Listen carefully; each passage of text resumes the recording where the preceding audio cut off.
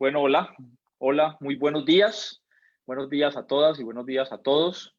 Gracias por acompañarnos. Les habla Mario Valencia, soy el director de Sede Trabajo y voy a ser el moderador de este segundo seminario de la serie Conversa COVID, organizado por la Red de Trabajo Fiscal, una iniciativa conformada por las universidades Nacional, Los Andes, Rosario, Externado y Javeriana, junto con las organizaciones FESCOL de Justicia y Sede Trabajo. Pueden seguirnos en redes y opinar por medio del hashtag Quiero Saber, numeral Quiero Saber. Gracias por estar aquí con nosotros en el día de hoy. Doy la bienvenida a nuestros 4 invitados internacionales, expertos en temas económicos, que nos hablarán de las medidas que se han adoptado en Asia, en Europa, en América Latina y en Argentina para atender la emergencia sanitaria y sobre todo para evitar una crisis profunda y buscar la recuperación de sus economías. Nos acompañan en este orden también de intervención la doctora Hendry Saparini de Indonesia, economista, magíster en política internacional, doctora en economía de la Universidad de Tsukuba en Japón, actualmente la tesorera general de la Fundación Dompet Dwafa de Indonesia, fue miembro del Comité Presidencial para la Industria y la Economía Nacional de Indonesia, fue jefe del Comité de Políticas Públicas del Ministerio de Empresas de Propiedad Estatal y fue catalogada como una de las 100 mujeres más influyentes de Indonesia. Gracias, doctora Saparini, por participar en nuestro seminario, por acompañarnos en el día de hoy. Y bienvenida.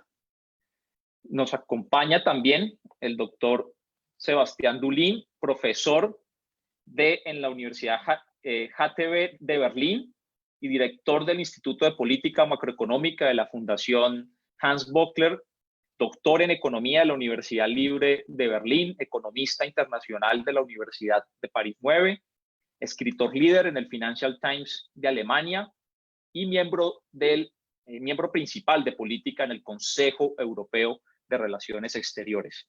También muchas gracias, doctor Dulin, por su tiempo, por los conocimientos que nos va a transmitir en el día de hoy. Asimismo, nos acompaña Susana Ruiz, de España, coordinadora global de justicia fiscal para Oxfam Internacional, autora y coautora de varios informes de Oxfam sobre desigualdad, fiscalidad internacional y la responsabilidad fiscal de grandes transnacionales. Contribuye regularmente con blogs y artículos sobre la materia, especialmente en la prensa española. Es licenciada en Ciencias Empresariales Internacionales por ICADE Madrid y de la Escuela de Negocios de Reims en Francia. Antes de incorporarse a Oxfam, trabajó como directora de exportaciones en empresas francesas y españolas y fue socia fundadora de una consultora especializada en China. Muchas gracias, Susana. También eres de la casa y estamos muy contentos por la exposición que nos vas a hacer en el día de hoy. Y finalmente, también tenemos el gusto de tener con nosotros a Haroldo Montagu, secretario de Política Económica del Ministerio de Economía de Argentina. Él es economista, magíster en Estudios del Desarrollo en el Institute of Social Studies de la Universidad Erasmus de Rotterdam, maestría de Política de Flaxo, fue docente de la Universidad de Buenos Aires y en la Universidad Nacional de Moreno. Fue jefe de unidad en la Comisión Económica para América Latina, en la CEPAL, en su sede central de Santiago de Chile. Tiene más de 10 años de experiencia en el Ministerio de Economía de Argentina. Y muchas gracias, señor Montagu, por compartir su trabajo con nosotros en este día y compartir las experiencias que han tenido en Argentina en esta emergencia. Nos acompaña también María Fernanda Valdés, que es la coordinadora de FESCOL, quien dará las palabras de saludo de bienvenida. Le doy la palabra en estos momentos a María Fernanda.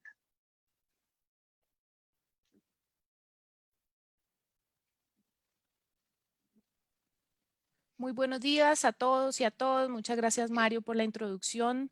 En verdad, la que iba a hacer este saludo es la doctora Cristina Birke Daniels, que es la directora de FES en Colombia, FESCOL. Ella tiene que excusarse lastimosamente por un tema de fuerza mayor, no nos puede acompañar hoy, pero ella ha enviado su saludo. Entonces yo voy a contarles lo que ella iba a decirles el día de hoy. Ella comenta que es un placer saludar en este segundo Conversa COVID que estamos organizando con la Red de Trabajo Fiscal.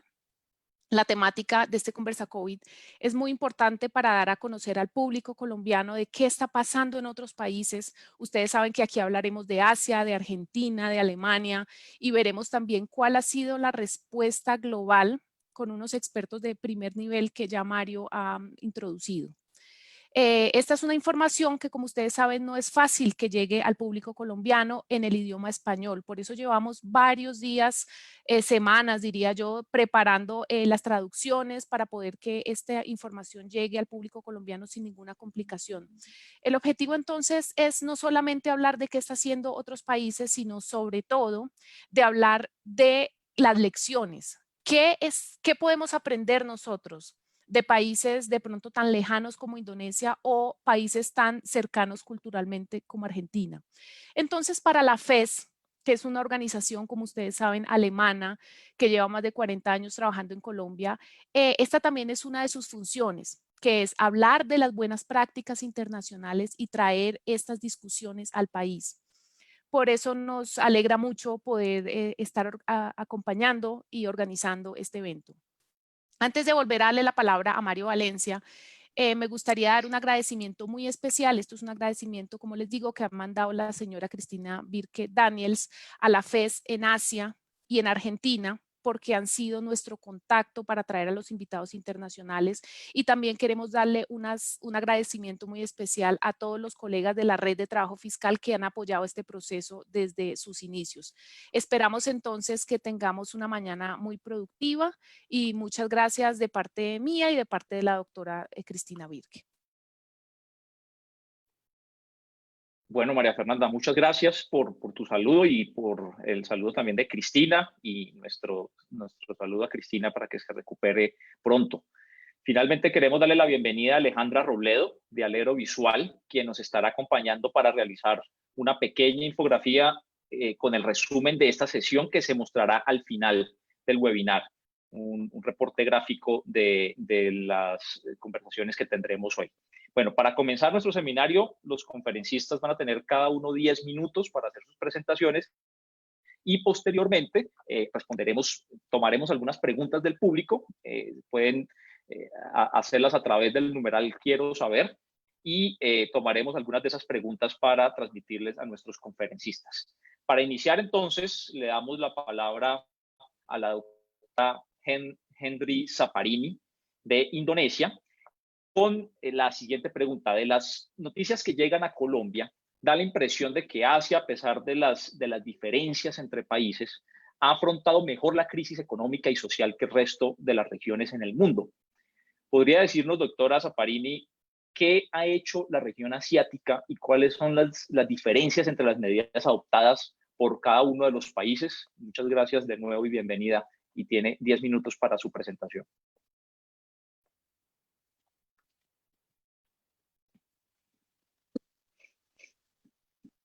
Gracias por invitarme a participar en este webinario con un tema tan interesante como lo es la relación entre la economía y el COVID-19. Aprovecharé esta oportunidad para presentar mis hallazgos preliminares sobre la política de respuesta en algunos países asiáticos, porque en este momento, en algunos de estos países en Asia, como Indonesia y la India, todavía no han llegado al pico de los casos. Entonces, las políticas y las respuestas están en desarrollo. Comenzaré mi presentación, la cual dividiré en dos partes. La primera es la economía asiática y el COVID-19, y en la segunda parte hablaré de la política de respuesta, las medidas económicas y las medidas no económicas. Por último, hablaré de las lecciones aprendidas. Entonces, comenzaremos con el desarrollo o la actualización de la economía asiática y el COVID-19. Con base en las predicciones del FMI, muchos de los países asiáticos van a estar enfrentando un crecimiento económico negativo, como Japón, Malasia, Tailandia, Corea y otros. Pero en el primer trimestre del 2020, algunos países experimentaron un crecimiento económico negativo. En China, por ejemplo, en el primer trimestre de 2020, el crecimiento fue negativo en casi un 7%. ¿Por qué? Porque en China el COVID-19 comenzó a finales de diciembre de 2019. Por eso, en el primer trimestre fue duro para ellos, pero en Indonesia, como la pandemia llegó en marzo, entonces en el primer trimestre hubo un crecimiento positivo, pero para el siguiente trimestre creo que va a empeorar comparado con el primer trimestre. Y ahora, sobre el impacto de la macroeconomía, la economía social, en lo que tiene que ver con el desempleo y la tasa de pobreza. El desempleo más alto será en la India. Y luego, para Indonesia, yo creo que se va a incrementar el 30% el desempleo. Y para la tasa de pobreza, con base en los datos, en Asia del Este y Pacífico habrá la mayor concentración de pobreza cuando termine la pandemia. Bueno, ¿cuál es la tendencia del COVID-19 en algunos países asiáticos? Si miramos la curva, casi todos los países en Asia ya llegaron al pico de los casos y ahora ya se está aplanando, excepto en Indonesia y en la India, porque Indonesia todavía no ha llegado al pico de los casos. Cada día hay nuevos casos entre 100 y 1000, o sea que todavía están lejos de llegar al pico. Ahora, con base en las condiciones, ¿cuál es la política de respuesta en estos países de Asia? Vamos a dar dos indicadores. El primero es la toma de muestras para COVID-19 y segundo, los estímulos económicos. Hay una diferencia entre algunos países en Asia como en Singapur y Corea. Ellos tomaron muestras muy rápidamente, pero en Indonesia y en la India no fue así, fue muy bajo. En Indonesia la tasa de toma de muestras por 1 millón de habitantes es solamente 1000, comparado con Singapur, en donde hacen 57.000 por cada millón de habitantes, y en Corea 17.000 por cada millón. Lo que significa que ellos están actuando muy rápidamente para poder frenar la diseminación del virus. Y luego, para los estímulos económicos, en promedio, los países asiáticos han asignado más o menos del 10 al 15% de su PIB, excepto en Japón, en donde es más del 25%, pero en Indonesia hasta ahora el gobierno decidió que solamente sería el 5% del PIB. Este es el más bajo. Ahora hablemos de las medidas económicas. Podemos ver que a este respecto, todos los países se concentran en dos cosas. Uno es la tasa de consumo en los hogares y segundo, el apoyo al sector empresarial. Solo estos dos. Para la tasa de consumo de los hogares, sabemos que algunos países implementan transferencias en efectivo o apoyos alimenticios, o dar más tiempo para el pago de la renta, o suspender el pago de los impuestos, o quizás aceptar descuentos en el pago de la electricidad. Entonces, ha habido una variedad de medidas para poder mantener el consumo en los hogares. Y lo segundo es el apoyo a las empresas. Se implementaron muchos estímulos como bajar los costos de la luz o los impuestos o reducir el costo de la mano de obra, dando estímulos financieros y también la creación de nuevos mercados para la exportación o el mercado nacional.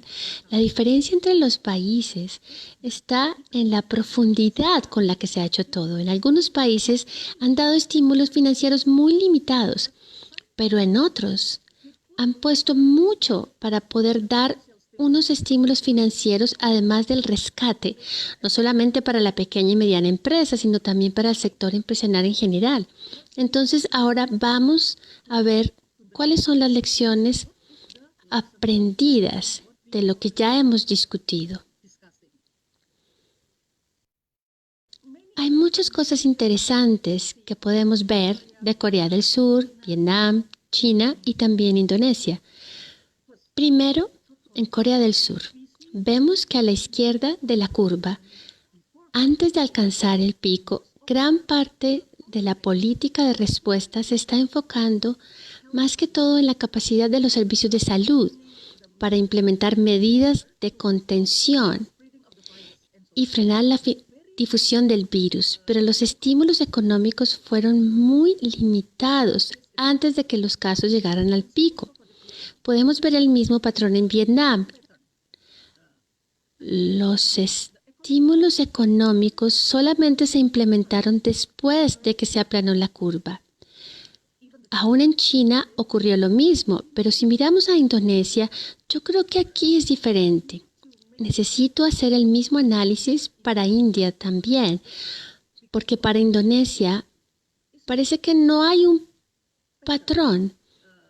Aún en este momento, cuando los casos siguen aumentando, el gobierno está implementando muchos estímulos económicos, pero nos preguntamos si son efectivos o no, porque para el sector empresarial lo más importante es frenar la diseminación del virus. Por ejemplo, ahora en Indonesia, en su capital, Yakarta, la curva no se ha aplanado. Comenzó a bajar, pero en otras ciudades grandes, debido al calor y al final del Ramadán, la gente está yéndose a su ciudad natal y no hay ninguna política estricta que no permita que sucedan estos desplazamientos. Entonces el virus seguramente se va a diseminar en casi todas las provincias en Indonesia. Me parece que esto es muy importante, que nosotros analicemos. Es cierto que tenemos que enfocarnos en las medidas no económicas primero y en las medidas económicas después de que se ha aplanado la curva.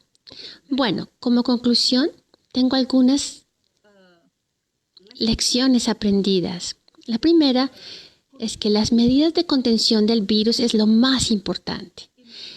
En muchos países que tuvieron éxito para sobrepasar el pico de la pandemia, la clave fue la manera de gestionar el virus.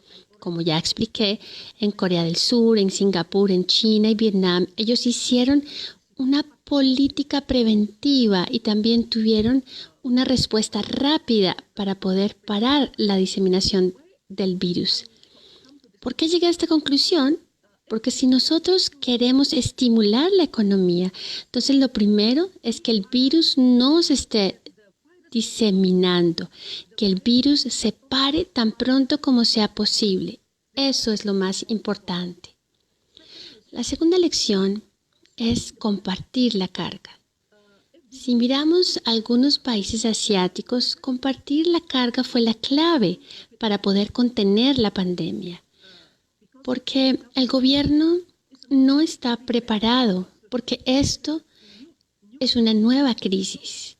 Entonces, lo que hicieron en Corea, Vietnam y también en Indonesia fue compartir la carga. No todo tiene que caer bajo la responsabilidad del gobierno, no, sino que junto con el sector empresarial y el público compartan la carga para poder sobrepasar la pandemia tan rápido como sea posible.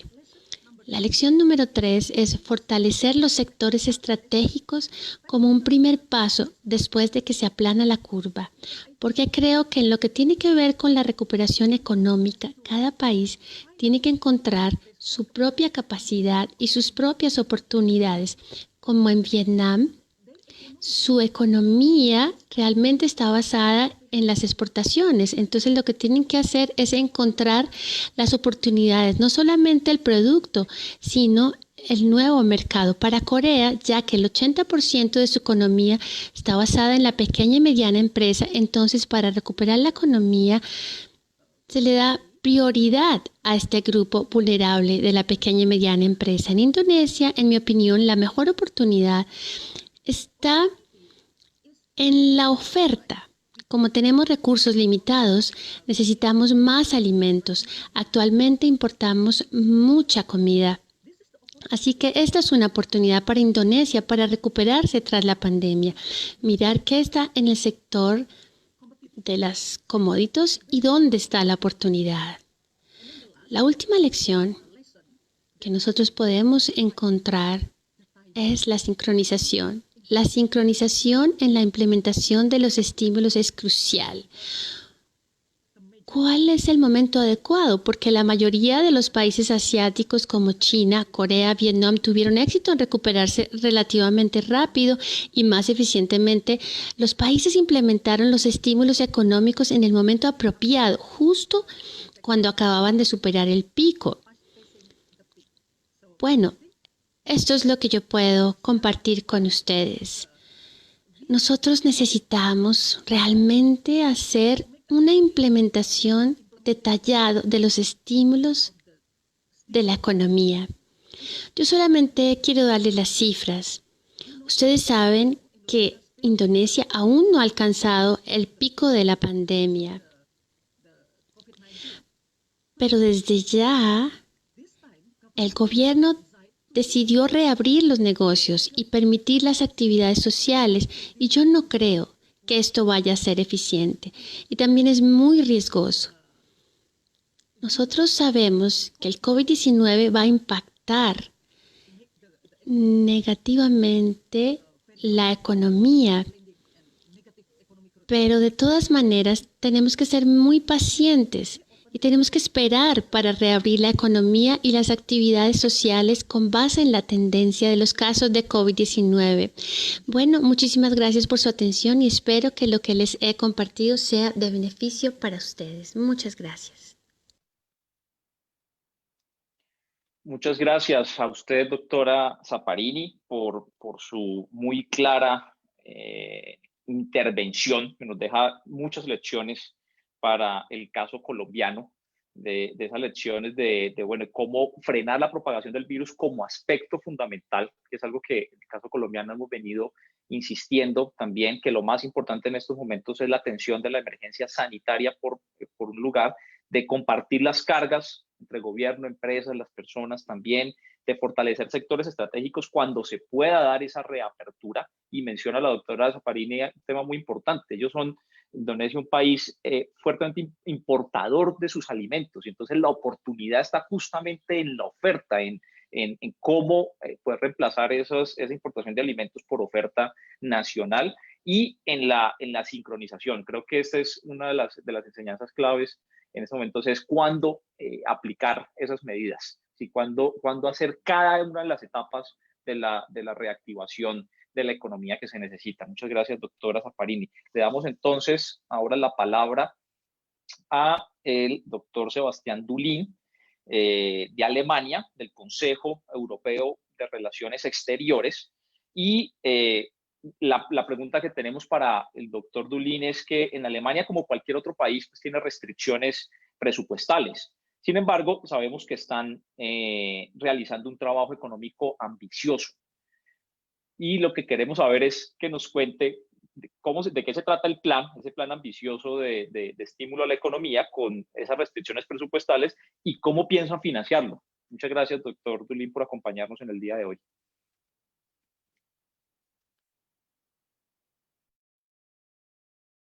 Muchas gracias por la invitación.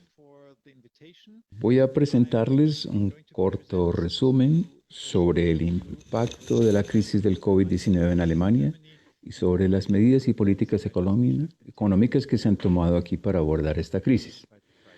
Permítame empezar primero con esta gráfica. Este es el índice del clima empresarial IFO para Alemania y lo que ustedes ven es que el clima empresarial básicamente ha colapsado. Estamos viendo el índice más bajo desde que se lleva un registro de estos y vemos que la caída ha sido la más aguda y más profunda que durante la crisis financiera global de 2008-2009. Si vemos las empresas manufactureras, vemos que los pedidos también han colapsado y más de 10 millones de personas se han registrado para programas de empleo a corto plazo.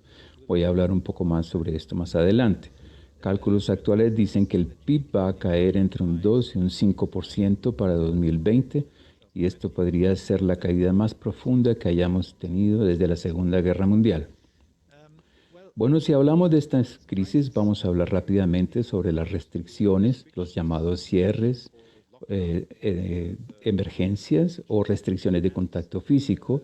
Y lo que necesitan saber sobre Alemania es que las restricciones aquí fueron relativamente permisivas. Se nos pidió quedarnos en casa, se nos pidió no encontrarnos con otras personas, pero las plantas de producción no se cerraron, excepto aquellas donde hubo focos grandes de infección. Eso es diferente de Italia y España, donde todas las empresas tuvieron que cerrar, excepto las esenciales. Y las personas en Alemania se les permitió salir libremente de sus casas, a diferencia de España, donde las personas tuvieron que estar confinadas por varias semanas, o en Francia, donde las personas no podían alejarse más de 1 kilómetro de sus casas por algunas semanas.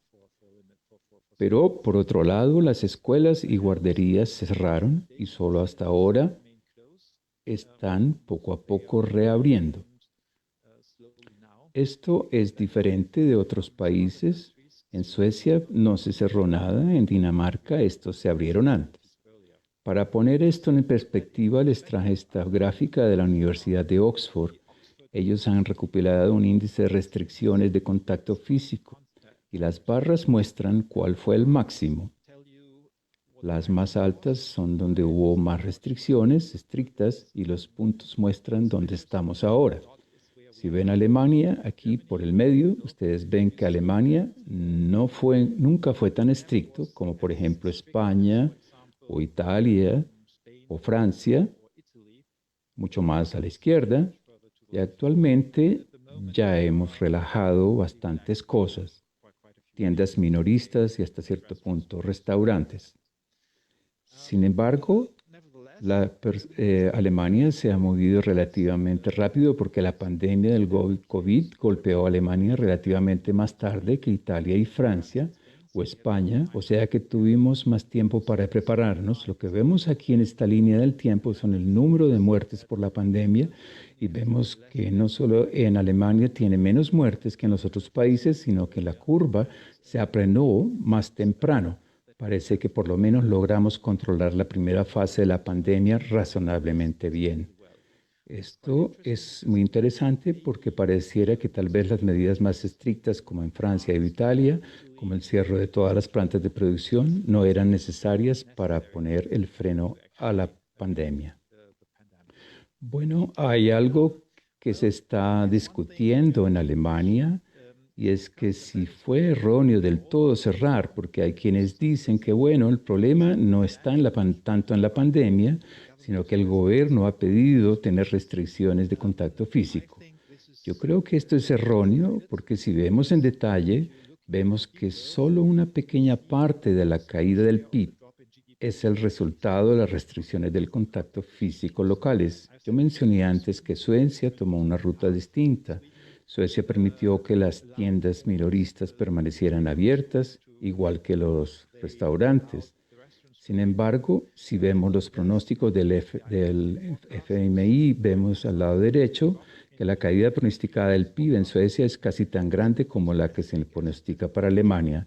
Y la razón para esto es porque mucho del shock económico viene de la reacción sobre la demanda global. La economía global se ha movido hacia una espiral descendiente y esto está ahora golpeando las economías y de acuerdo a nuestros cálculos, solo una tercera parte de la caída del PIB en Alemania se debe a las restricciones de contacto físico locales y las 2/3 partes se deben primero a la caída de la demanda de productos de Alemania, pero segundo por las interrupciones en las cadenas de suministro transfronterizas, especialmente dentro de la Unión Europea. Esto significa que entre Alemania e Italia hay una cadena de suministro transfronteriza muy estrecha y usualmente las empresas dependen de suministros a tiempo.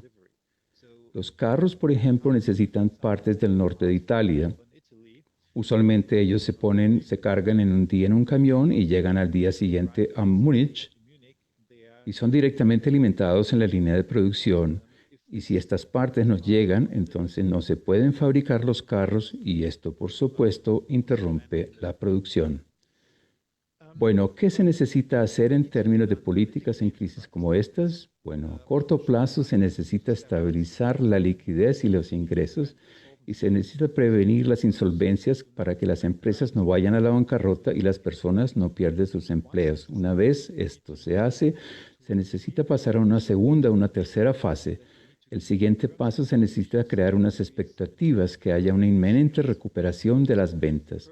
Solo así las empresas creen que las ventas se van a recuperar pronto y van a mantener sus empleados y no los van a despedir. Y por supuesto, las empresas no son irracionales, entonces ellas no van a creer si no hay algo en el horizonte.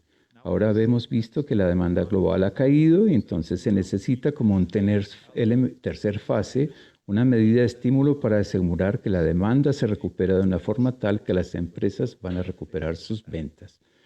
Bueno, ¿qué ha hecho el gobierno alemán? El gobierno ha reaccionado muy fuertemente y de forma temprana con la primera fase, con la estabilización de la liquidez y la prevención de insolvencias. Yo preparé una diapositiva con una serie de medidas. Aquí no las voy a mencionar todas, voy a resaltar solo algunas cosas principales. El primer paquete del 13 de marzo, ellos expandieron el programa de trabajo a corto plazo. Esta es una herramienta del trabajo laboral en Alemania en el que la Agencia de Seguridad para el Desempleo paga a las empresas si éstas mantienen sus trabajadores y los colocan en menos horas de trabajo. Básicamente la idea, por ejemplo, si una tienda minorista tiene que cerrar, ellos pueden mantener sus empleados y un 60% del salario es cubierto por la Agencia de Seguridad para el Desempleo, de manera tal que las personas tengan un ingreso, ellas permanecen en la nómina y las empresas no las tienen que despedir. Esto funcionó muy bien en la crisis de 2008-2009 y ahora ha sido nuevamente activado. Han aplazado impuestos y han expandido los préstamos del Banco Estatal KfW. Solo 10 días después pasaron el segundo paquete, que incluyó un presupuesto suplementario de 200.000 millones de euros. Esto es muy significativo, aún para estándares alemanes. Esto es casi una tercera parte de nuestro presupuesto federal. Un apoyo inmediato para pequeñas empresas y trabajadores inmediatos por 9.000 y 15.000 euros. Y además se creó un fondo de estabilización económica con 200.000 millones de euros, con lo que el gobierno ahora puede comprar acciones en empresas, dar garantías y préstamos. Esto es un poco más de detalles sobre el programa Kurzarbeit. Esto es algo de lo que acabamos de hablar y que nosotros ya tuvimos en tiempos de crisis, pero ahora las reglas se han hecho más fáciles y más generosas para las empresas. Sin embargo, esto muestra, por los datos que tenemos, de qué tan profunda es la crisis. En el pico de la crisis de 2008-2009 tuvimos 1,5 millones de trabajadores que estaban en ese programa. Tuvimos 3.300.000 preregistrados, pero al final solo 1,5 millones entraron en ese programa, pero actualmente tenemos 10 millones preregistrados. Aún no sabemos al final cuántos van a recibir dinero de ese programa. Yo calculo que entre 6 y 7 millones, pero eso es una cantidad muy grande. 10 millones es como un 25% de nuestra fuerza laboral activa y nunca antes habíamos visto tanta gente en ese programa. Y la relación de 1,5 millones de personas de hace 10 años, en lo que en su momento fue la peor crisis desde la Segunda Guerra Mundial, en comparación con los 10 millones actualmente, nos dice un poco sobre la severidad de esta crisis. Bueno, si evaluamos estas medidas gubernamentales en su conjunto, podemos decir que el gobierno alemán ha reaccionado rápida y decididamente. Hasta ahora, esto fue una sorpresa porque el gobierno en el pasado no siempre ha reaccionado de esta manera en épocas de crisis. Dependiendo de cómo se cuentan el total de estas medidas, estas suman más de 453.000 billones de euros, casi un 13% del PIB. Entonces, esto es un paquete inicial bastante grande. Sin embargo, todo esto solo fue la primera etapa. Aún faltan las etapas 2 y 3 sobre los estímulos y la estabilización de las expectativas de ventas de las empresas, y el gobierno está actualmente trabajando sobre estos temas. Yo creería que tendremos otros 100.000 millones más en este tipo de medidas de estímulo que se esperan serán propuestas a principios de junio. Entonces, eso fue mi aporte desde mi punto. Muchas gracias por su atención. A usted muchas gracias, doctor Dulin, por su exposición en la que se muestra pues, como una coordinación de manera muy, muy sincronizada entre la contundencia de los recursos que se necesitan, bueno, la identificación de las etapas primero, la contundencia de los recursos que se necesitan y la velocidad con la que deben llegar estos recursos para evitar, como él lo decía, pues por una parte, una estabilización de los ingresos de los hogares, pero también evitar la quiebra de las empresas. Muy interesante tener estos datos en el caso de Alemania, y nosotros pues haremos el esfuerzo por compartir después, por compartir más adelante las presentaciones en el PowerPoint que van a hacer en este seminario. Entonces, ahora le damos la palabra a Susana Ruiz de Oxfam, es la experta en temas de justicia fiscal para Oxfam Internacional, y nos va a hablar no solamente de la región en términos de las medidas a nivel global, pero también enfocadas al caso de América Latina. Muchas gracias, Susana, por acompañarnos en el día de hoy. Sé que vas a hacer una presentación también, entonces la puedes proyectar en estos momentos. Mario no me deja compartir la presentación, no sé por qué. Si podemos, entonces nosotros aquí de la parte técnica, no sé si María Fernanda nos ayuda. Yo te recomiendo que si quieres ir comenzando y ya resolvemos entonces. Sí, la verdad es que buenos días desde España en ese confinamiento estricto del que hablaba Sebastián hace un momento. Un país que ha venido mirando con ojos con mucha atención a la respuesta a la crisis también en países como Singapur o como Corea del Sur, de los que hablaba la doctora Zaffarini, y también Alemania, que ha tenido unas reacciones bastante diferentes a la crisis. Pero cuando pensamos en conjunto en América Latina, en realidad lo que vemos es que aunque si ese epicentro de la crisis pasó de China, de Asia, luego a Europa, y ahora que empezamos a tener como números o datos sobre fallecimientos más alentadores en el caso de España y de Italia, hemos empezado a ver que el epicentro de esta crisis se centra ahora en América Latina y el Caribe, con mucha preocupación por lo que eso supone pero también con la importancia de que necesitamos entender cuál es la razón por la que este epicentro está aquí, no solamente lo que es la razón sanitaria que supone este incremento en el número de casos y de contagios, sino también las razones económicas que hacen que la crisis de la COVID, la crisis sanitaria, llega a una región que ya estaba muy tocada, enferma, si queremos decirlo, por las altas desigualdades que teníamos ya y que arrastrábamos desde antes. Entonces, no podemos aislar el impacto, el tipo de respuestas y el calado de esas respuestas, así como el efecto que van a tener en la región, sin entender tampoco cuáles son las debilidades de partida que tenían la mayor parte de los países de la región. Entonces, como decían al principio la doctora, es verdad que es una crisis sin precedentes en el sentido de que tocamos fondo en las caídas de la actividad económica, las caídas del Producto Interior Bruto, que para la región es enorme y también es una crisis, unas caídas sin precedentes en los últimos 100 años prácticamente. Pero cuando vemos también ese desagregado, vemos que tiene características diferentes dependiendo de algunos de los elementos que van a están en el centro de esta crisis. Aquellos países que son muy dependientes de las remesas, especialmente Centroamérica, van a ver una caída, un efecto económico muy importante al margen también de las decisiones que tomen en el país. El Banco Mundial estima que las caídas de las remesas, en los flujos de remesas a nivel mundial están en torno al 13%. Vemos también un desplome en el precio de las materias primas que va a ir afectando en cadena a los diferentes países de la región, lo que también hace que en cierta medida la crisis económica llegara, o la crisis de recursos tributarios incluso llegara a algunos de los países de la región antes que la crisis sanitaria. El efecto sobre todo de los países dependientes de la exportación de materias primas, más dependientes mayoritariamente del mercado chino, hizo que se ve claramente la caída, el desplome de los ingresos apareciera incluso a partir de enero, antes de que la crisis sanitaria fuera una realidad que viéramos en las calles. Entonces, este efecto combinado de cosas de elementos, hace que realmente la crisis sanitaria está muy condicionada por los niveles de desigualdad que ya teníamos.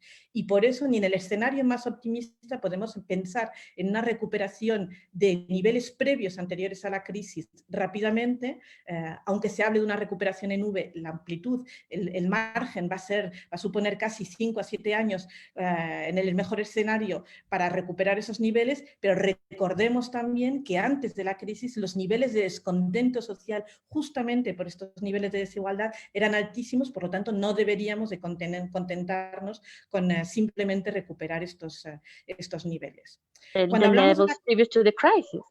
Cuando hablamos de la crisis, tenemos que pensar también que estamos hablando de una crisis que tiene dos caras y que no afecta, por lo tanto, a todos por igual. Es cierto que en el conjunto de países estamos viendo unos incrementos de los niveles de pobreza muy altos. Con los datos de CEPAL, lo que estamos viendo, que es la gráfica que hay en el centro, es que en realidad es el número de personas que viven en la pobreza o en niveles de renta más bajos los que están aumentando con más intensidad. En un informe reciente de Oxfam hablábamos de cómo esta crisis podía suponer un retroceso de entre 10 y 30 años en la lucha contra la pobreza para algunos países. El Fondo Monetario habla de que esta crisis va a suponer un incremento de la desigualdad de 1,5 puntos del Gini en 5 años, con la experiencia de otras crisis anteriores, pero es una crisis que que está afectando más a aquellos países con niveles de desigualdad altos, pero a los segmentos, como decía, de población más pobre o más vulnerables. Lo que vemos al mismo tiempo es que la crisis no ha llegado a esas élites económicas de los países. En España ayer salía un titular, y en Estados Unidos, de cómo el segmento de los los multimillonarios, los milmillonarios en el país había crecido su fortuna en un 15 o 16%. Cuando miramos en el gráfico de la derecha, lo que vemos es que las proyecciones también de evolución de algunos sectores como el farmacéutico están creciendo muy disparadamente. Así que es una crisis, sí, pero es una crisis que va a afectar especialmente a los niveles niveles de rentas más bajas y que va a ahondar la desigualdad dentro de los países, con un foco muy importante en la desigualdad territorial. Lo estamos viendo en la dificultad de acceso a tratamientos sanitarios, dependiendo de las zonas geográficas en las que estemos en todos los países de América Latina y el Caribe, y es una crisis que, sin embargo, está viendo cómo se producen algunos beneficios extraordinarios o cómo las élites siguen protegidas en sus stocks de riqueza. Entonces, estas deficiencias del pasado son las que están condicionando en realidad el futuro. Y están recondicionando también la capacidad de reaccionar a la crisis. Lo vemos con las paradojas también de muchos de los países de la región. Nos encontramos con algunos de los países como Perú, como Argentina, que fueron también países de reacción rápida a la crisis, que fueron de los primeros en poner en marcha algunos de estos mecanismos de distancia social o también de cierre de fronteras, que Perú es uno de los países también que se ve como un modelo por la intensidad del paquete de estímulos, pero sin embargo siguen siendo de los países en estos momentos con los índices también de contagios y de defunciones más altos. Entonces, ¿cuál es el problema? Y quizás aquí tenemos que mirar también a la evolución de lo que sucedió desde el año 2008, es que en realidad en estos últimos 10 años lo que hemos venido haciendo es ahondar en un modelo que hace que las debilidades de desigualdad y de pobreza sean una realidad para el conjunto de los países, donde hemos precarizado al mercado laboral con muchísima más intensidad, lo cual pone el foco aún más en las mujeres y en el cuidado, desde luego desde lo familiar y desde lo personal, lo estamos viendo en lo cotidiano estos días, pero que se tradujo también en un modelo económico que ha ido reforzando el valor del capital. Hemos protegido desde la crisis de 2008 el capital, los dividendos, a los altos ejecutivos de las grandes empresas, hemos permitido que haya una fuga de recursos hacia paraísos fiscales y nos hemos olvidado de colocar la vida en el centro de esta ecuación.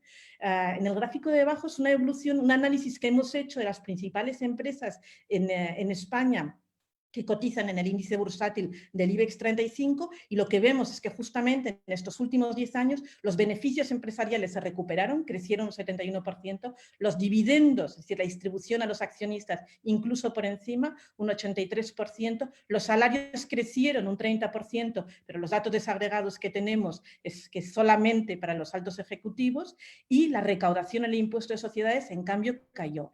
Este es el escenario en el que nos estamos moviendo, el paradigma en el que se ha ido profundizando desde la crisis del 2008 y que hace que las respuestas a la crisis actual sean más desiguales, porque supone también una desinversión en todas las políticas sanitarias en el conjunto de los países.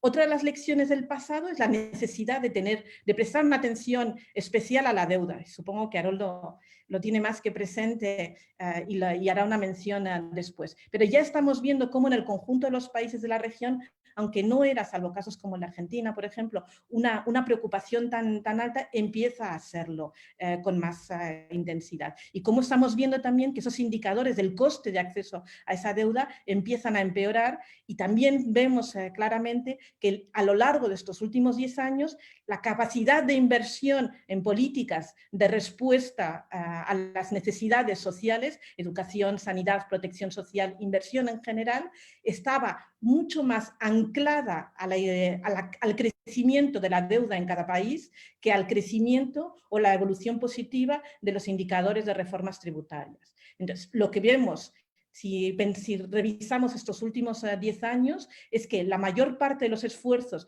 de inversión en políticas públicas han estado generándose gracias al esfuerzo de la deuda, que tiene un coste político, entendámoslo bien, de negociación mucho más barato que el coste político de las reformas tributarias en el momento presente. Desde luego es una patada hacia adelante, y Argentina es un buen ejemplo. Entonces, una de las lecciones también es no acelerar los planes de consolidación fiscal, no retirar esos estímulos demasiado rápido, porque las lecciones del pasado es que esto nos ha conducido a incrementar la austeridad. Y por lo tanto también es el momento de atreverse con esas reformas fiscales, que son las que permitirán mantener la inversión y garantizar nuestra resiliencia en el futuro. Bueno, pues como decían, la mayor parte de los países han puesto en marcha políticas de alivio tributario de apoyo a las empresas y a la protección del empleo en las primeras medidas, pero son pocos todavía los que han puesto en marcha reformas tributarias explícitas. Pero sí hay iniciativas muy interesantes que están surgiendo y que nos muestran que los debates por primera vez están yendo en direcciones opuestas a las que se generaron después de la crisis de 2008. Algo esperamos haber aprendido.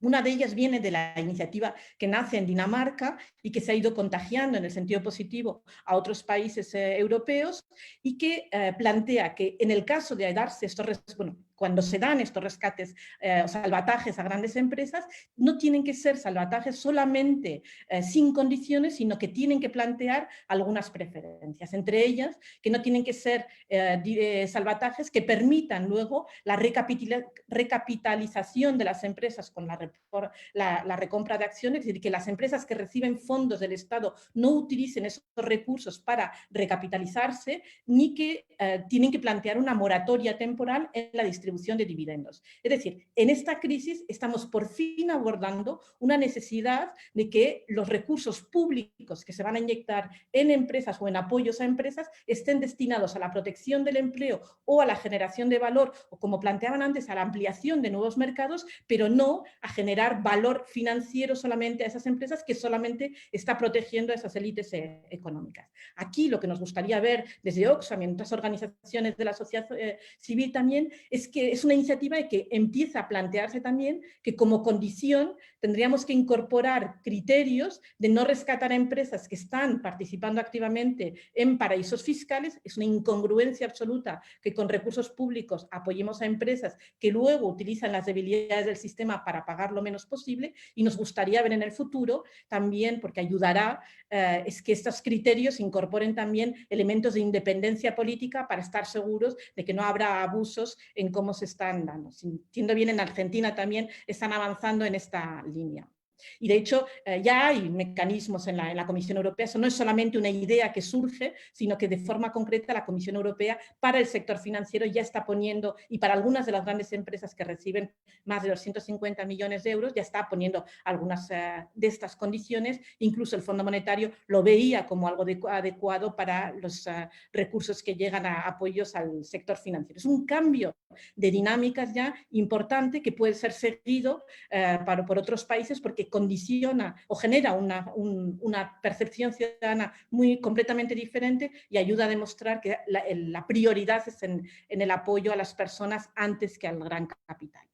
El otro de los elementos que, ya casi termino, es que es el momento, es decir, con lo profunda que es esta crisis, los recursos financieros que han llegado de los organismos internacionales no son más que un alivio temporal.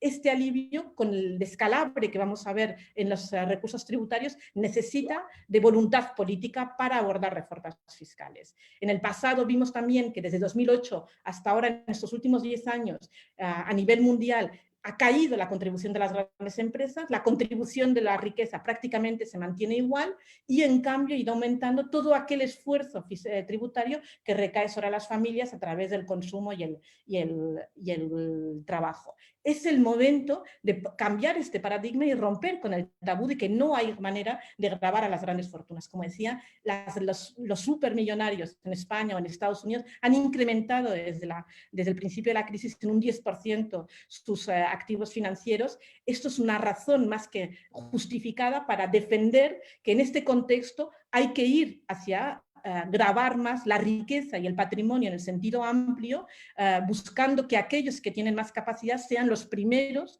y que en estar contribuyendo a esta crisis, no solamente de forma filantrópica, sino de forma estructural.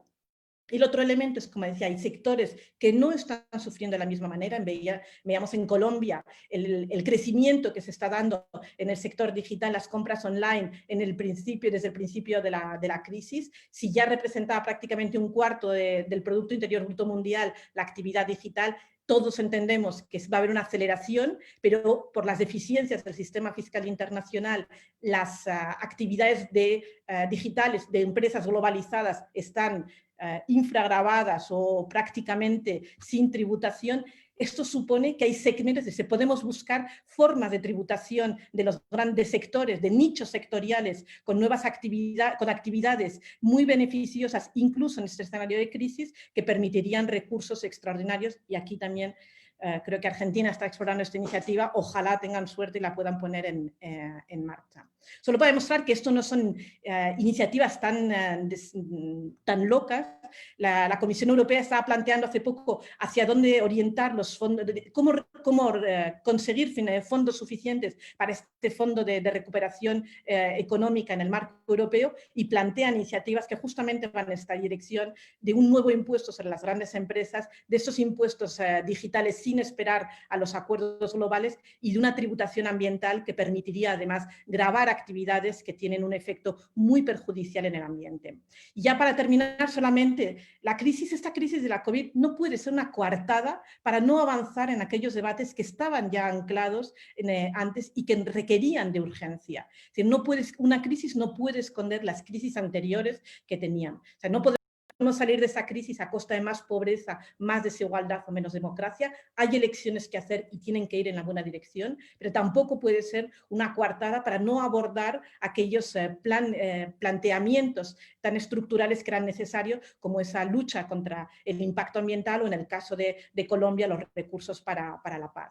Luego hay un par de tendencias, y en esa idea de reforzar el contrato social es fundamental también que esto no se traduzca en una incompatibilidad entre la acción multilateral o lo nacional. Casi todas las iniciativas han venido en la primera reacción a la crisis desde lo nacional, pero hay una visión de que my country first, es decir, de lo mío primero y luego ya veremos, que tiene una lógica de reacción inmediata, pero un coste futuro muy alto. Necesitamos realmente volver a colocar la vida, volver a colocar las personas frente al capital y volver a entender que de esta saldremos con un efecto multilateral o de coordinación internacional potente, que es lo que realmente permitirá que en el futuro seamos más resilientes frente a crisis como esta que seguramente vendrán. Muchas gracias.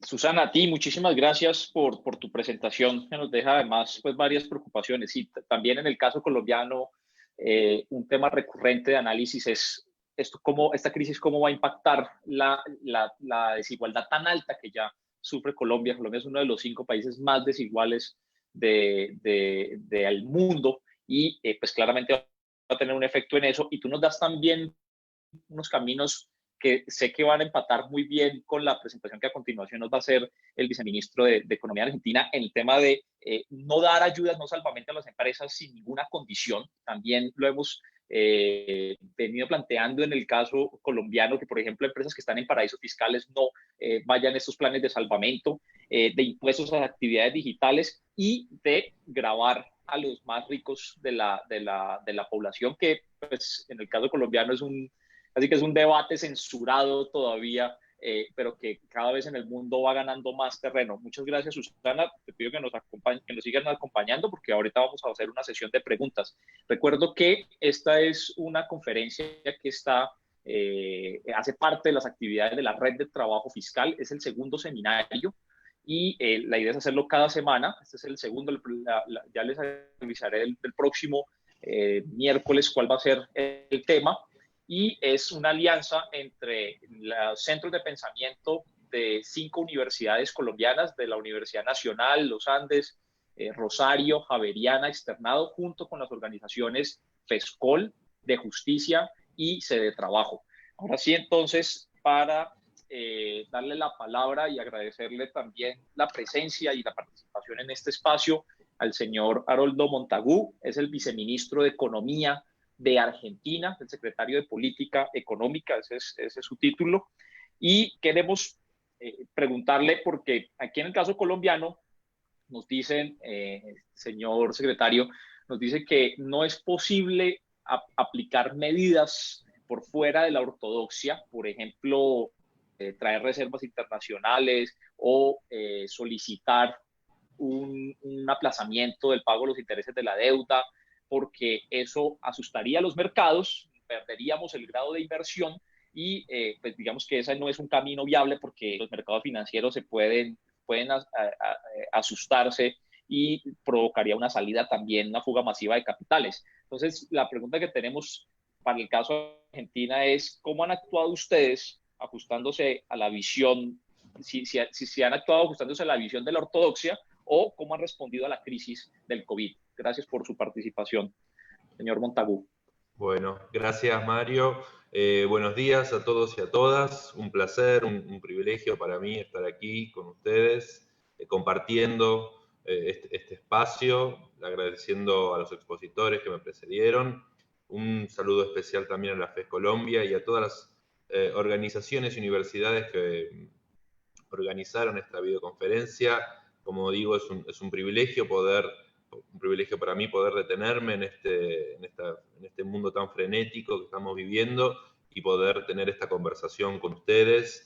Desde ya también transmito los saludos del ministro de Economía de la Argentina, Martín Guzmán, a todos ustedes y a todos los que nos están viendo por internet. Y desde ya, claramente, un cálido saludo desde los argentinos y argentinas, desde esta fría Buenos Aires que nos toca vivir hoy, a todos los que están viendo esta presentación.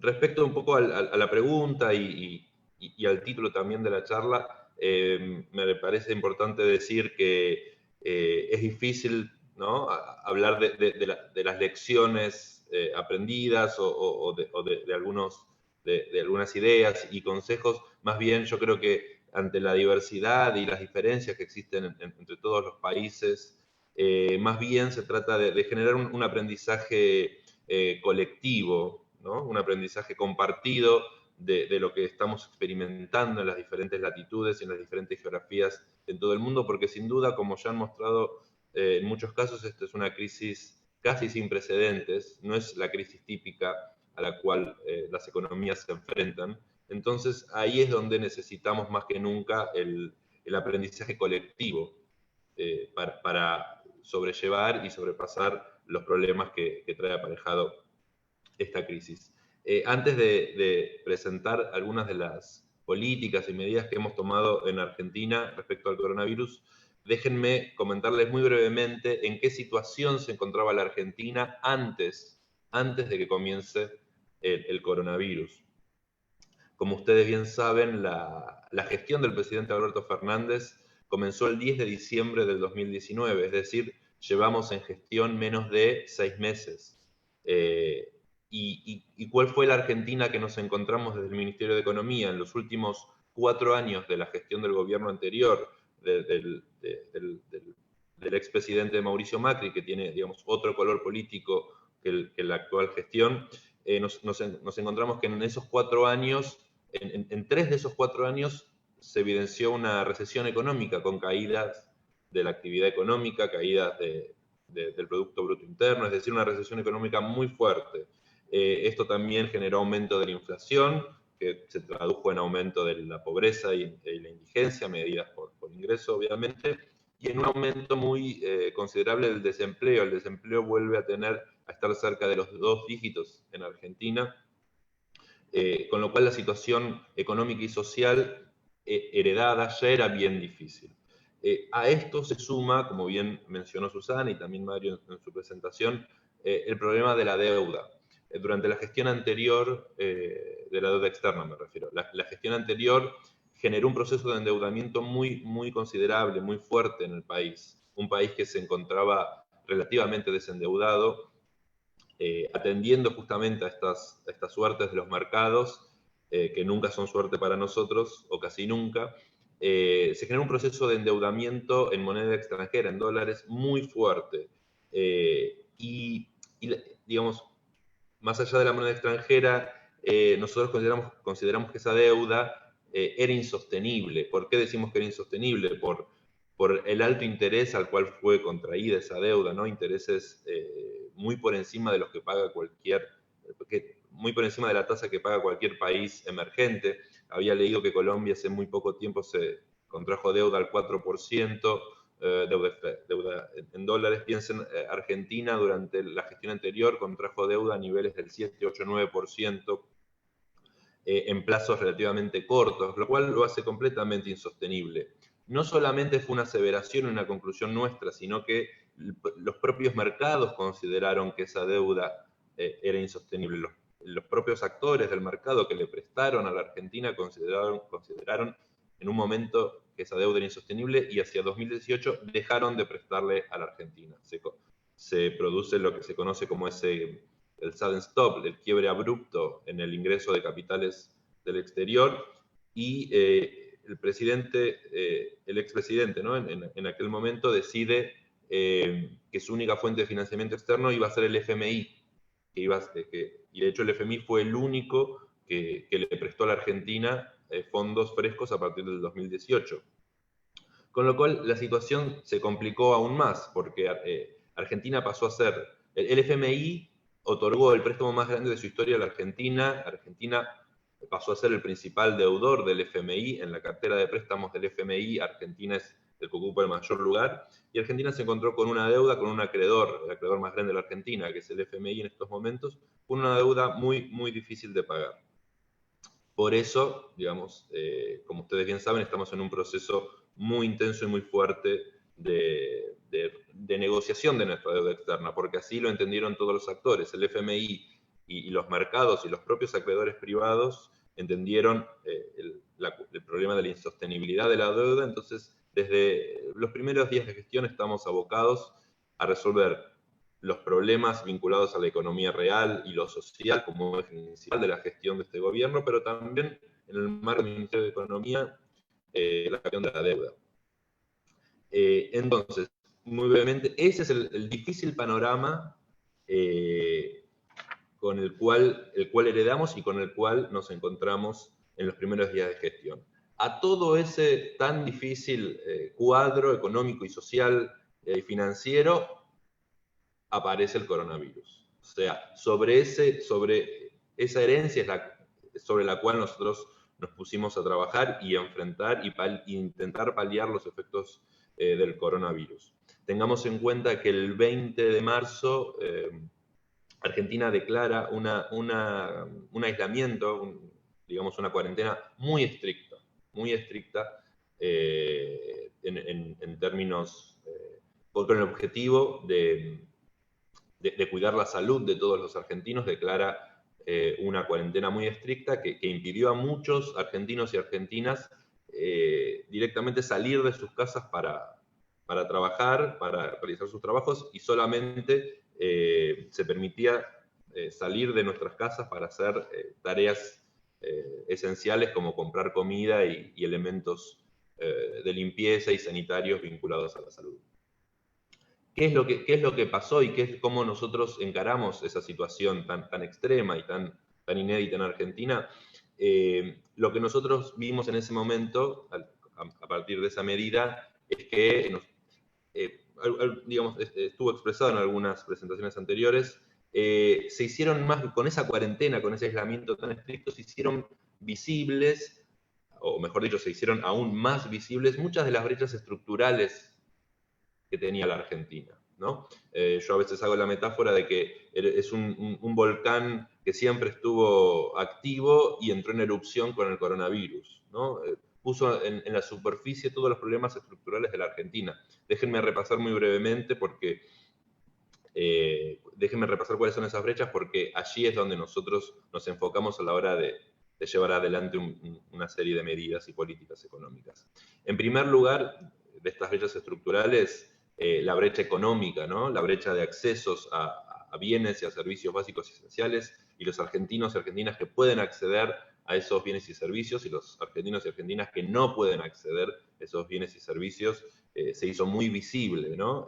La semana pasada participé en un seminario que expuso el profesor francés Jean-Paul Fitoussi, y él hablaba de esto y mencionaba la inseguridad económica, también el concepto de inseguridad aplicado a la economía, y cómo muchos habitantes no pueden acceder a servicios, a bienes y servicios tan esenciales como salud, trabajo, vivienda, etc.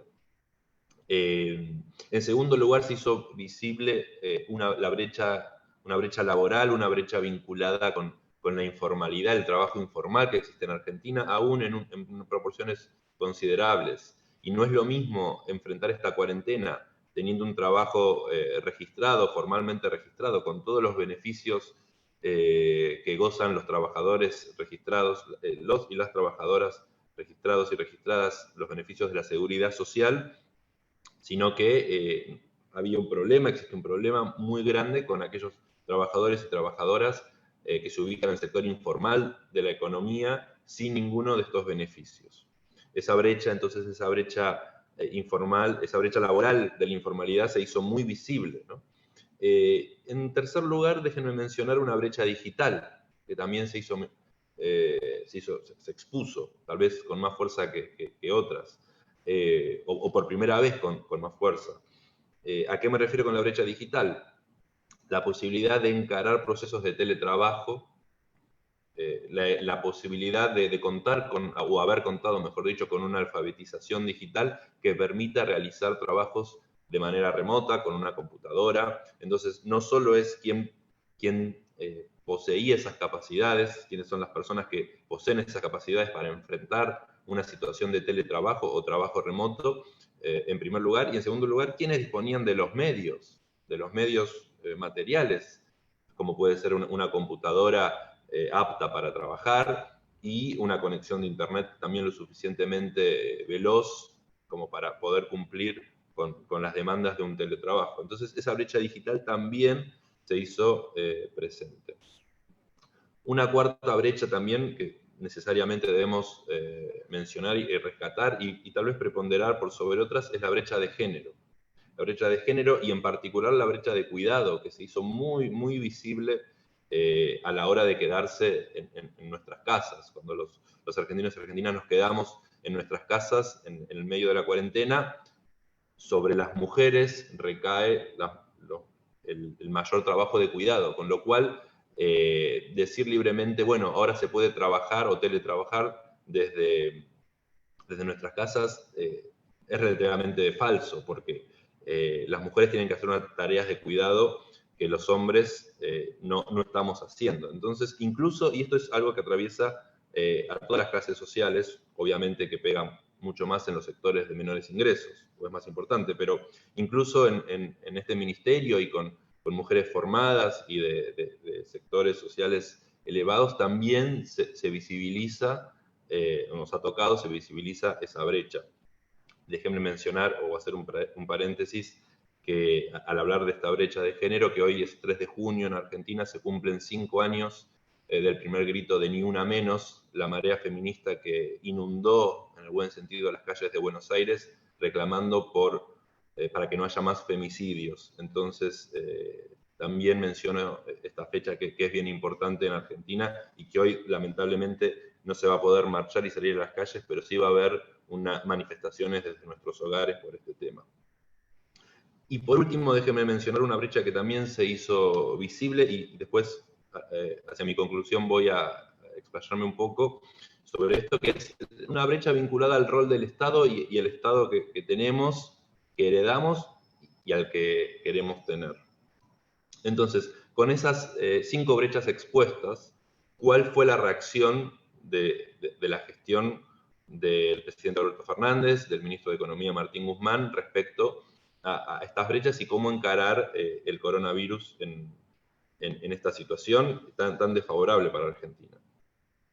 Como dije, bueno, el 20 de marzo se declara un aislamiento, una cuarentena muy estricta. Entonces, lo que se hizo en primer lugar, a sabiendas de que esto iba a generar un problema en la economía, en los ingresos y en los trabajos, en primer lugar, en conjunto con un montón con muchas medidas de índole sanitario y de refuerzos presupuestarios a hospitales y otras instituciones y programas sanitarios, se hizo un refuerzo monetario de todo el sistema de la seguridad social de Argentina, que fue, digamos, de manera rápida y eficiente. Esto lo menciono porque en Argentina existe una larga tradición de seguridad social y de llegada a los sectores más y menos vulnerables del país. Entonces, gracias a esa red preexistente se pudo activar y aumentar de manera considerable los montos vinculados al sistema de pensiones, de jubilaciones y de asignaciones y transferencias monetarias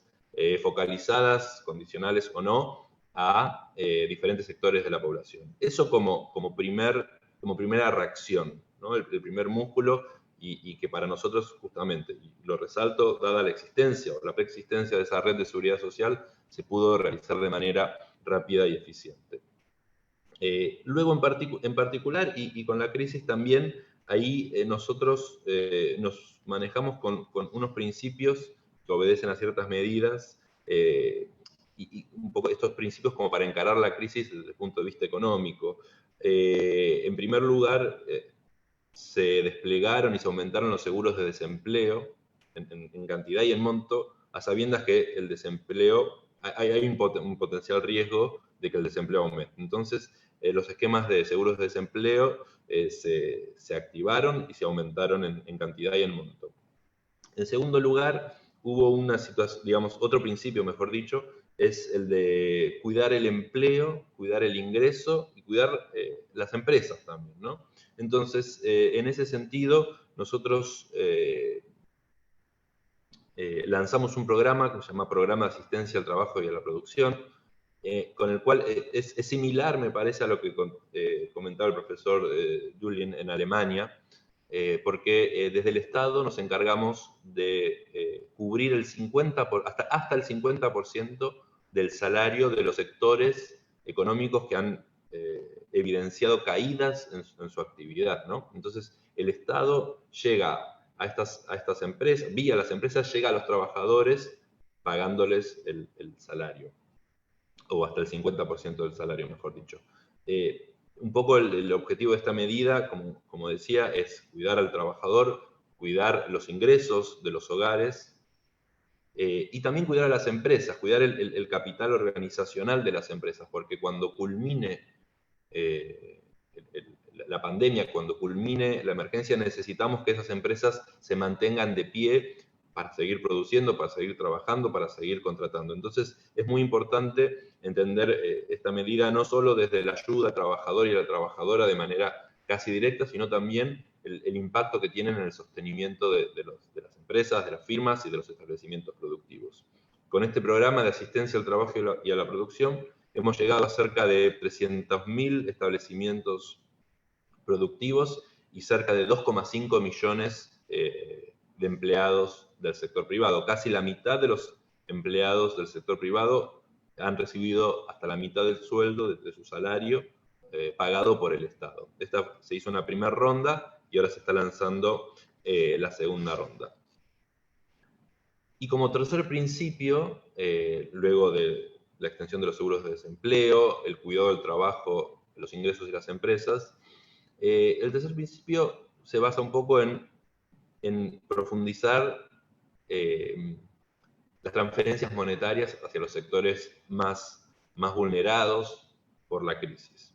En ese sentido, nosotros, insisto, el 20 de marzo se decretó el aislamiento, la cuarentena, y el 27 de marzo, es decir, una semana posterior, nosotros lanzamos la inscripción a una nueva transferencia monetaria que nosotros la llamamos el ingreso familiar de emergencia. Ingreso familiar de emergencia, IFE, por sus siglas. ¿En qué consiste el IFE y cuál fue cómo se gestó? El IFE es un ingreso, una transferencia monetaria que está destinada justamente a los sectores más vulnerados por la crisis, aquellos trabajadores informales, aquellos trabajadores de muy bajos ingresos, aquellos desocupados, y a las personas y a los trabajadores y trabajadoras que debido al aislamiento y la cuarentena se ven imposibilitados de salir a trabajar, justamente por la calidad informal de su ocupación, por las características informales de su ocupación, que muchas veces consiste en salir de sus hogares a trabajar, a hacer pequeñas tareas. Esos se vieron completamente imposibilitados debido a la cuarentena. Entonces, lo que hicimos desde el Ministerio de Economía, en conjunto con otras áreas de gobierno, fue lanzar el ingreso familiar de emergencia, justamente para cubrir este faltante en los ingresos que iban a tener estos hogares, y justamente los más vulnerables. El IFE consta de una transferencia cercana a los $150. Hemos dado una primera ronda que llegó a cerca de 9 millones de argentinos y argentinas. Tengamos en consideración, Argentina tiene en total 44 millones, 4,45 millones de habitantes, el ingreso familiar de emergencia llegó a cerca de 9 millones de personas. Esto habla un poco del tamaño de la crisis, ¿no? Porque se han hecho los determinados cruces estadísticos para saber quiénes son los beneficiarios de este programa. Se ha puesto en marcha toda la estructura del Estado, que eso después, como ya dije, me quiero referir por las características particulares que estamos viviendo en el Estado, desde el sector público, pero se ha puesto un mecanismo en el cual todos los organismos del Estado han participado en diseñar, gestionar, ejecutar y ahora evaluar cuáles son, evaluar esta política tan importante y tal vez la política de transferencias monetarias más importante que ha hecho la Argentina hasta este momento.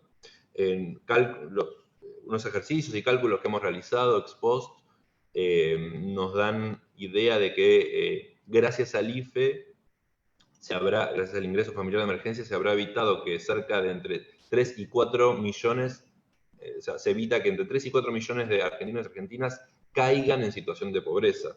Es decir, sin el ingreso familiar de emergencia hubiésemos tenido entre 3 y 4 millones de argentinos y argentinas que hubiesen caído en la pobreza. Gracias al IFE se evitó eso. Y esto habla justamente no solamente de la importancia de este tipo de programas, sino de la magnitud de la crisis.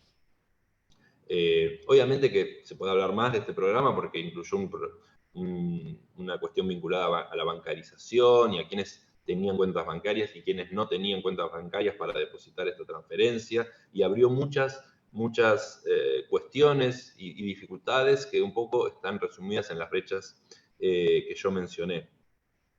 Entonces, eso me parece como lo más destacable o una de las cuestiones más destacadas que estamos realizando.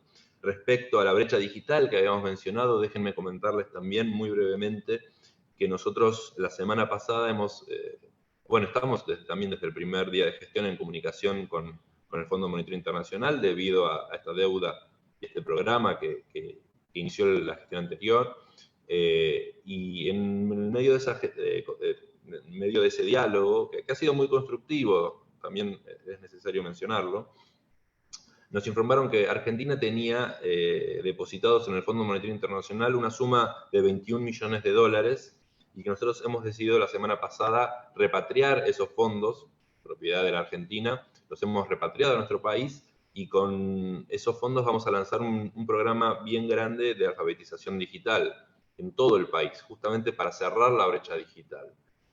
Alfabetización digital vinculada a la compra de computadoras para aquellos niños y niñas que aún no pueden poseer una computadora en sus hogares, que ese dinero también sirva para generar las redes de fibra óptica para que Internet llegue a todas partes del país. Entonces eso también lo destacamos, dado que es un dinero que no estaba siendo usado para Argentina, estaba depositado en el Fondo Monetario Internacional y nosotros lo hemos repatriado y hemos comenzado con ese programa.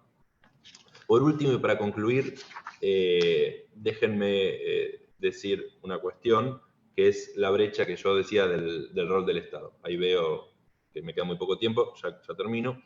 El Estado que heredamos, que heredó esta gestión, fue un Estado bastante desarticulado por la gestión anterior, en donde se creía que el Estado era un problema, que los trabajadores del Estado eran un problema, y que era un peso. Entonces, yo resalto que nosotros tenemos una mirada completamente opuesta a esa, reivindicamos el rol del Estado, y lo reivindicamos principalmente en estos momentos, porque ante todas las dificultades que estamos viviendo, de todos los sectores de la economía, los trabajadores, trabajadoras, los más vulnerables, los más vulnerados y vulneradas, el sector empresario, los más ricos, a todos, de todos estamos recibiendo manifestaciones de necesitamos un Estado presente que nos ayude a paliar las consecuencias de esta crisis. De todos los sectores de la economía los estamos recibiendo. Entonces, para concluir, yo también, o mejor dicho, entendemos que tenemos que cerrar esa brecha del rol del Estado, entender que el Estado está aquí para ayudar, sobre todo en estos momentos, y que estamos aquí para cumplir este rol, para tener este papel en este momento tan difícil. Nos manejamos en niveles de incertidumbre obviamente muy fuertes, pero si hay algo que por lo menos desde aquí tenemos claro es que de esta pandemia tenemos que salir con un Estado mejor, más eficiente, más grande en tamaño y peso, que pueda dar soluciones y respuestas a todos los sectores de la población del país. Bueno, por aquí concluí y sigo conectado. Muchas gracias. Muchas gracias, señor Haroldo Montagu, el viceministro de Economía de Argentina, primero por mencionar esas brechas que ustedes identificaron y cuáles son las medidas que el gobierno argentino ha adoptado teniendo en cuenta, y es un análisis que en el caso colombiano también hemos venido realizando, y es cuál es el estado de salud de la economía y de la sociedad en la que se llegó a la emergencia sanitaria, porque claramente no es lo mismo pues, la salud de la economía de China o de Japón o de Alemania a la que llegan los países de América Latina, y la capacidad de reacción que tienen los países para atender a su población, y en el caso de ustedes que se han enfocado es pues claramente en los sectores más pobres, en los trabajadores, en el salvamento de las empresas, es lo que se debe hacer. Ahora vamos a entrar rápidamente porque pues nos queda muy poco tiempo y no queremos abusar del tiempo de ustedes ni del tiempo de las personas que están conectadas, pero hemos recibido unas preguntas que no queremos dejar de hacerlas, entonces pues nos parece importante y les pedimos por favor pues, respuestas cortas, una pregunta para cada uno de ustedes, empezando por una pregunta que le hacen al doctor Sebastián Dulin sobre los planes ambiciosos de la economía alemana. Y en comparación, ¿cómo hacer para que una economía como la colombiana, en la que pues el recaudo de los impuestos es el 16% del PIB, cómo financiar un plan sensato de ayuda y de reactivación? Esa sería la pregunta para el doctor Dulin. Si quieren, les voy haciendo las preguntas a todos y las vamos transmitiendo para ganar tiempo. La segunda pregunta era para la doctora Endri Zapparini, diciendo que en los medios de comunicación se habla mucho de la recuperación de Asia, se dice incluso que la región asiática va a liderar la recuperación post-COVID en el mundo. Si la doctora Zapparini cree que esto es así, si Asia va a sostener o va a liderar la recuperación después del COVID. Para Susana, la pregunta que tenemos es: ¿cómo podría el gobierno colombiano lograr que la respuesta tributaria post-COVID sea progresiva, teniendo un gobierno marcadamente en contra de este tipo de medidas? Incluso, Susana, usted sabe que varias organizaciones demandaron, entre ellas de Justicia, que hace parte de esta red de trabajo fiscal, demandó el estatuto tributario colombiano por la regresividad de ese estatuto, y pues la idea sería cómo hacer una reforma tributaria progresiva post-COVID y con qué enfoque debería hacerse. Y finalmente tenemos una pregunta para el señor Montagu, el viceministro de Economía de Argentina, de cómo, espérenme que estoy aquí, bueno, como estamos utilizando quiero saber cómo enfrentarán los países en desarrollo, en vías de desarrollo, con grado de inversión, cómo harán para no perder esa calificación de riesgo país y no sobreendeudarse, como todos los países, sin ser castigados con una tasa de interés de deuda pública mucho más alta, sumado a una gran devaluación de la moneda local como la tenemos en Colombia en estos momentos. Entonces, empezamos por el doctor Sebastián Dulin.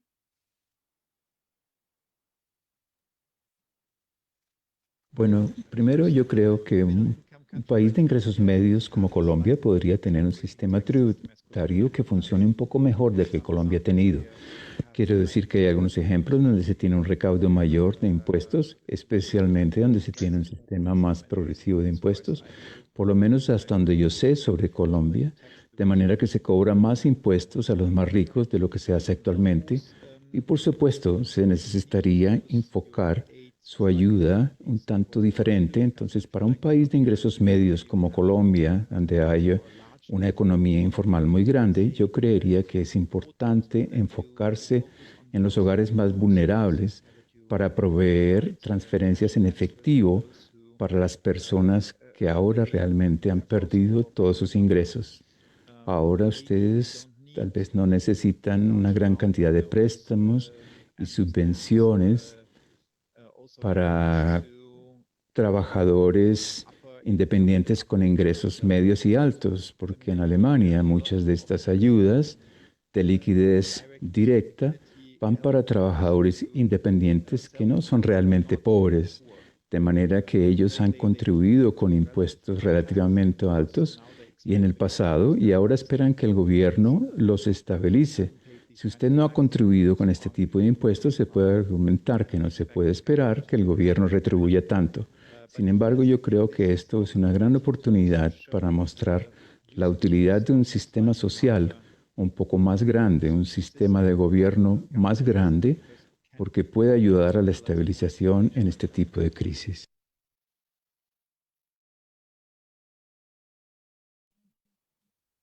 Muchas gracias, señor Dulin. Muchas gracias por haber aceptado nuestra invitación, por habernos acompañado en este seminario que organiza con varias universidades colombianas y varias organizaciones, que es el segundo seminario de este tema, pero el primero que teníamos justamente sobre las medidas internacionales y cuál era lo que podíamos aprender en el caso, qué podíamos aprender en el caso colombiano, cuáles son las enseñanzas. Ahora, la pregunta que le habíamos hecho a la doctora Hendry Zaparini de Indonesia. Entonces. Sí, yo creo que sí. ¿Por qué? Porque Asia ahora no solo tiene un mercado enorme, sino que estamos en el centro de la producción mundial. Por eso es que, aunque los Estados Unidos o quizás Europa aún no se hayan recuperado, en Asia tenemos muchísimos vínculos en la economía, al igual que mucha producción. Los 5 mercados de exportación más importantes en Indonesia son Japón, India, China, por supuesto, y también países asiáticos. Eso significa que cuando ellos se recuperen, los países asiáticos se recuperarán también. Además, China y Corea están planeando justo ahora reubicar su industria manufacturera a Indonesia y también a Vietnam y Tailandia. Eso significa que nos recuperaremos más rápido porque tenemos el mercado.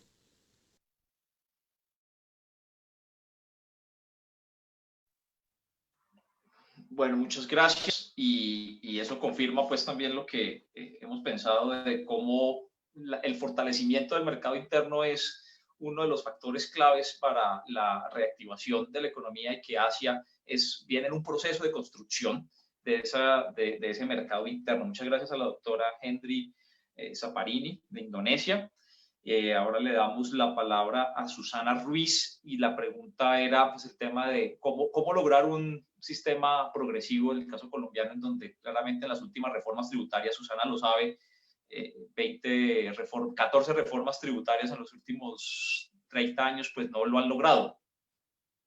Déjenme que empiece dando las gracias por la invitación, que antes con el pequeño problema técnico se me ha olvidado, y sabes que tengo un gran aprecio al trabajo que realizáis en Colombia desde la red y desde la FES.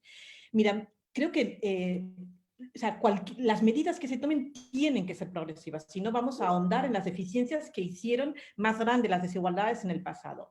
Aquí es necesario poner en marcha un paquete de medidas que vayan a una mayor tributación de la riqueza desde el patrimonio neto. Es decir, Colombia tiene un impuesto al patrimonio neto, pero recauda extremadamente poco por debajo del potencial que tiene.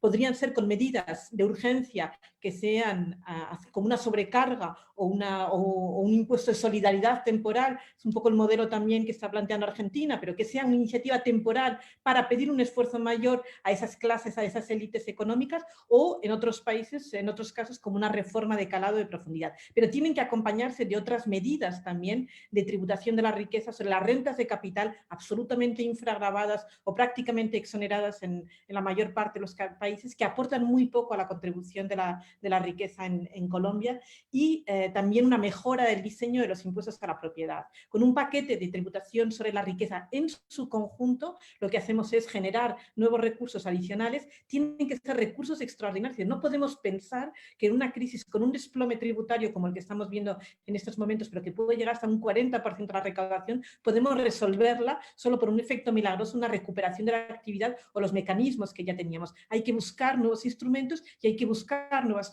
bases tributarias, y estas tienen que ir esta vez especialmente en las rentas del capital y el trabajo. Y ahí, como decía también, hay que explorar y hay que atreverse, si es el momento de intentarlo, explorar en la tributación sobre las rentas empresariales también aquellos beneficios, aquellas utilidades extraordinarias que se generan como resultado de la crisis, y la actividad de las plataformas digitales. No tiene sentido que se esté multiplicando, es decir, que la crisis esté exponencialmente haciendo crecer la actividad digital y que en cambio sean empresas absolutamente infragamadas. Estas medidas tienen un carácter esencialmente progresivo y además van a ayudar a contribuir a reducir la brecha de género, porque van a suponer que tengan un carácter de mayor contribución sobre segmentos donde hay una sobrerepresentación de los hombres con respecto a las mujeres y una sobrecarga de la tributación sobre segmentos, esencialmente los que están menos representadas las mujeres, lo cual además permitirá más inversión también en políticas públicas, que también tiene un carácter de reducción de la brecha de género tan importante.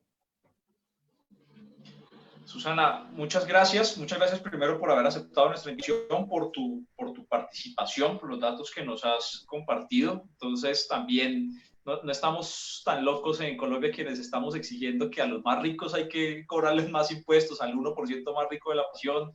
De un dato que puede ser muy útil para los análisis que tú haces. En Colombia, el 1% rico de las personas naturales paga como tarifa efectiva de renta el 2,58%. Creo que ahí hay un campo de trabajo bastante amplio en el que se puede recaudar más impuestos por esa vía. Muchas gracias, Susana. Y finalmente, el viceministro Haroldo Montagu de Economía Argentina, esta discusión que tenemos también recurrente en el caso colombiano de, bueno, y entonces esta crisis va a generar que los próximos 20 o 30 años estemos más endeudados, que más recursos del presupuesto vayan al pago del servicio de la deuda. ¿Cómo hacer para compensar esta situación o para evitar esta situación a la luz de la experiencia de Argentina? Bueno, muy interesante la pregunta, también de difícil respuesta, ¿no? Lo que tú has dicho, Mario, y también la pregunta del público que vinculaba tasa de interés, grado de inversión, riesgo país, devaluación. Bueno, en primer lugar, déjenme comenzar diciendo que la historia nos enseña que las grandes crisis económicas mundiales no se pagaron con deudas, sino con impuestos, ¿no? Sepamos eso. La crisis del 30 y las posguerras. Entonces tengamos eso en consideración. Lo que sí nosotros notamos en particular respecto a los procesos de endeudamiento de los países es que, bueno, hay mucha incertidumbre obviamente con lo que va a ocurrir, la posibilidad de seguir realizando los pagos como se venían realizando.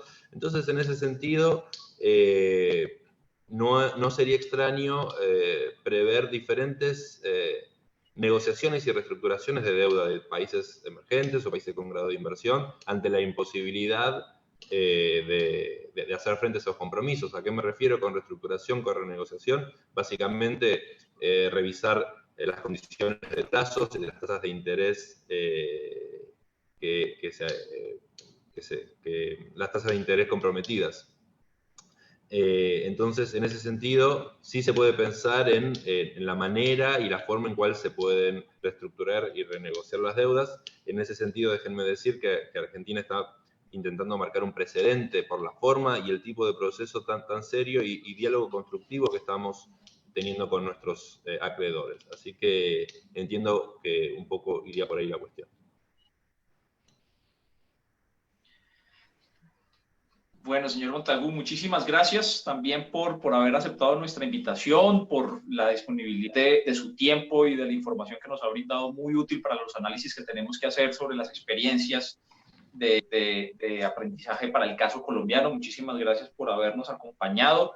Antes de despedir, muchas gracias a todas las personas que se conectaron Antes de despedirnos, recordarles que vamos a mostrar en este momento la infografía de resumen de la discusión que hemos tenido en estos momentos. Mientras se publica la infografía, va a tardar menos de un minuto.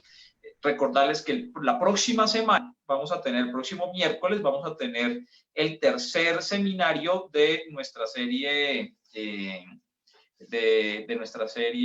Conversa COVID, realizado por las universidades Javeriana, Nacional, Los Andes, Externados Rosario, junto con De Justicia y Sede Trabajo, y va a ser sobre las respuestas ante la pandemia, en especial sus efectos sobre la distribución del ingreso, la sostenibilidad fiscal y su contribución a la recuperación económica post-pandemia. Nos va a acompañar Andrea Otero Cortés, investigadora del Banco Central de Colombia, del Banco de la República, Ángela Fonseca, profesora de Economía de la Universidad Javeriana, María Pilar López, profesora de Economía de la Universidad de los Andes, y el moderador es Luis Carlos Reyes, director del Observatorio de Política Fiscal de la Universidad Javeriana. Miércoles 10 de junio a las 5 de la tarde.